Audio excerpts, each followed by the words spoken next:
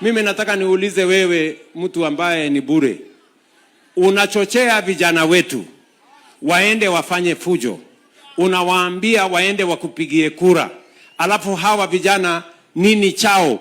Huna mpango ya kwao ya kijana yeyote. Wewe uko na mpango yako, ni yako kutumia hawa vijana. Kwanza nilisikia mwingine juzi ati anawaambia vijana, nyinyi nikienda mahali mchukue rungu na panga mkuje mniprotect. Yaani sasa wewe unafanya vijana wa Kenya wakuwe watchmen wako. Wakati unajivinjari, unaenda kutafuta mambo yako na bibi yako, unawaambia vijana wa Kenya wakuje wakulinde. Kwani wewe hao watu wako na wazimu sana. Sijui kama tunaelewana bana. Nikasikia mwingine ati anasema hii 50,000 ni pesa kidogo. Mimi nataka niwaulize, kweli pengine pesa 50,000 sio pesa nyingi?